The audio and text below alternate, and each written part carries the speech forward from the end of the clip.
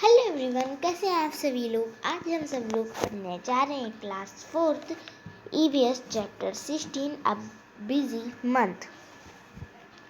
तो सबसे पहले यहाँ पे एक लेटर दिया गया है। ये कहाँ से है? बाल मंदिर भावनगर 18 अप्रैल 1936। तो सबसे पहले लिखा है डियर चिल्ड्रन, यानी प्यारे बच्चों। It is 3 o'clock in the afternoon, यानी अभी जो दोपहर का समय है और अभी दोपहर में 3 बज रहे हैं। There are no clouds in the sky, और यहाँ पे कोई भी यानी आसमान में बादल नहीं है। The sun is burning hot, जो सन है वो बहुत ज़्यादा गर्म है। The sparrows, doves and sunbirds have started working in pairs as the pair to make their nests। तो यहाँ पे ये जो चैप्टर है अब बिजी मंथ, ये जो है एक पूरे बर्ड पक्षियों के ऊपर है। और तो यहाँ पे लिखा है जो स्पैरो है, डव है। डव क्या होती है? ये है डव। यहाँ पे लिखा भी है डव, है ना। और फिर क्या है? सनबर्ड, ये जो पक्षियाँ हैं, और ETC यानी ढेर सारी पक्षियाँ हैं, वो अपना घर बनाना स्टार्ट कर रही हैं। और some of the birds have already made their nests, और ज़्यादातर यानी कई जो बर्ड्स हैं उन्होंने अपना घर बना भी लिया। In some of the nests the eggs have had तो क्या, और उनमें से एक दो घरों में जो स्पैरोज के हैं यानी बर्ड्स के, उनमें जो एग्स हैं वो हैच्ड भी हो चुके हैं। हैच्ड का मतलब होता है एक बेबी यानी चिक निकल आना, यानी अंडा फूट गया और उसमें से एक बेबी आ गया, तो उसको कहते हैं hatched. The parent bird are busy feeding the chicks with different kinds of insect and other things। और जो पेरेंट्स बन चुके हैं तो वो अभी बिजी हैं बच्चों को खाना खिलाने में। वो खाने में क्या खाते हैं? इंसेक्ट्स खाते हैं। और in your courtyard also there is a baby dove, there is another egg in the next but it has not hatched yet. तो कोर्टयार्ड यानी मेरे घर के पीछे एक बेबी डव ने, यानी एक बेबी डव है, और यानी उसने घोंसला बनाया है, और एक बेबी डव ने हैच्ड भी कर लिया अपना। और एक एग है वो अभी तक हैच्ड नहीं हुआ है, यानी अभी तक उसमें से बेबी नहीं निकला है। On the way to Gopal bhai's house there are many stones along the road side. तो फिर हम लोग गोपाल भाई के हाउस में गए। तो जब हम लोग जा रहे थे गोपाल भाई के हाउस पे यानी घर में, तो वहाँ पे ढेर सारे छोटे छोटे पत्थर थे, यानी रोड के उस तरफ। In the space between these stones and Indian robin has laid its eggs. तो जो इंडियन रॉबिन है ना, ये देखिए इंडियन रॉबिन है, उसने कहाँ पे एग दिए हैं? उसने दिए हैं Indian robin has laid it eggs stones space between these stones. तो यानी ये क्वेश्चंस है, यानी क्वेश्चन आ सकता है ऐसा कि इंडियन रॉबिन ने कहाँ पे एग देता है? तो वो देता है यानी स्टोन के बीचों बीच इंडियन रॉबिन ने वहाँ पे एग दिए हैं। बच्चू भाई showed to me, I looked through the binoculars, I saw that the nest was made of grass।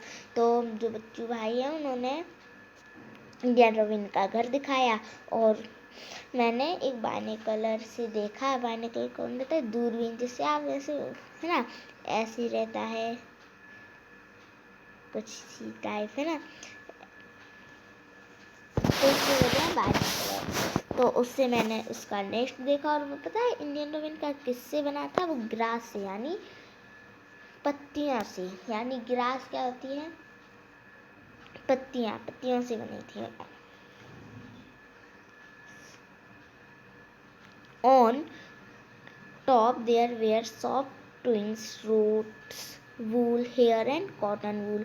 तो देखिए ग्रास से बनी थी, उसका घर। और सॉफ्ट ट्विंग्स, ट्विंग्स क्या होता है? ट्विंग्स होता है जो पेड़ की छोटी छोटी टहनियाँ होती है ना, नरम नरम सी, वो उससे बना था घर। और रूट्स यानी पेड़ों की,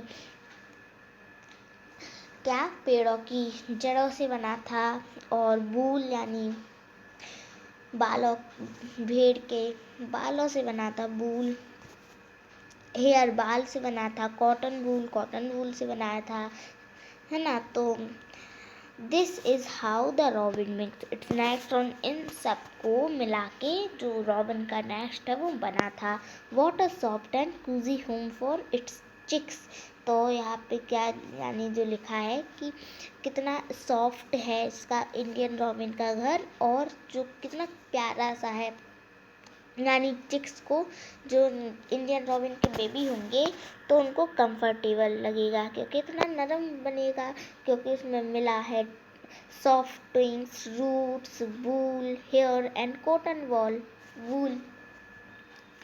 तो उनको कंफर्टेबल लगेगा। The robin is not like the crow. A crow's nest is made of all kinds of things, even pieces of wire and wood. तो जो क्रो का नेक्स्ट रहता है ना, नेक्स्ट, उसमें क्या, वो हर चीज़ों से बनता है, ऑल, ठीक है। और यानी हर चीज़ों से बनता है क्रो का। जो क्रो है ना, ये, इसका घर हर चीज़ से बनता है। कैसे? यहाँ तक कि वायर, छोटे छोटे पीसेस रहते हैं वायर के और वुड के, लकड़ी के। तो इनसे ढेर सारी चीज़ों से जो क्रो है उसका घर बनता है। I saw baby bird in the robin nest, it was setting with its beak wide open. The mouth was red from inside. In a little while the robin flew to the nest and put some time in the chick's open beak may be a few small insects. तो जो मैंने क्या, Indian robin यानी Indian robin के घर में baby भी देखे, वो अपनी बीक यानी चोंच ऐसे खुली रख के बैठे, और जो उसकी यानी माउथ खोल के रखे, और जो उसकी मम्मी है ना बर्ड, वो उनको खिला रही हैं खाना। स्मॉल इंसेक्ट, जैसे इंसेक्ट हो गए और ऐसी चीज़ें उनको खिला रही हैं। Why then it was evening, और अब शाम का समय हो गया है। The robin settled down with its chick, और अब जो रॉबिन है वो अपने बच्चों के साथ अपने घोंसले में बैठ गया है। फिर ये कोयल है। Do you know that the koel sing sweetly. क्या आप जानते हैं जो कोयल है, यहाँ पे लिखा है, क्या आप जानते हैं जो कोयल है वो बहुत ज़्यादा प्यारा गाना गाती है। Do you know that this bird does not make it's on nest. और क्या आप जानते हो, डू यू नो का मतलब होता है क्या आप जानते हो, जो कोयल है वो अपना घर कभी नहीं बनाती है। वो it Lay's it's eggs in a crow nest, और वो अपना घर नहीं बनाती, वो क्रो के नेस्ट में यानी क्रो के घर में रखती है अपने एग। और वहीं पे जो the crow hedged them along with its on eggs, और कोयल अपने एग्स रख देती है यानी क्रो के घर में, और वहीं पे जो क्रो का घर है ना उसी में वो यानी जो बेबी चिक्स रहते हैं वो आते हैं। There are small tree nursery. तो कुछ देरी बाद एक स्मॉल ट्री आया। It has a nest hanging from its branches. तो ऐसा लग रहा था कि वो यानी नेस्ट जो है वो ब्रांचेस से लटका हुआ हो। Birds are so wonderfully different. पर बर्ड्स जो हैं कितने ज़्यादा अलग अलग रहते हैं। The crow birds its nest high up on a tree. जो ट्री का यानी जो बहुत लंबा ट्री होता है ना, एंड जो the crow builds it's nest high up on a tree. तो जो क्रो है वो अपना घर कहाँ पे बनाता है, वो अपना बनाता है ट्री के ऊपर, वो भी सबसे ऊपर टॉप जो है ना, ट्री का टॉप, उधर पे अपना घर बनाता है। The Dove makes its nest among the thrones of a cactus plant और अ मेहंदी हैच। और जो डव रहती है वो कहाँ पे बनाती है अपना घर? वो बनाती है कैक्टस प्लांट के ऊपर और मेहंदी हैज के ऊपर।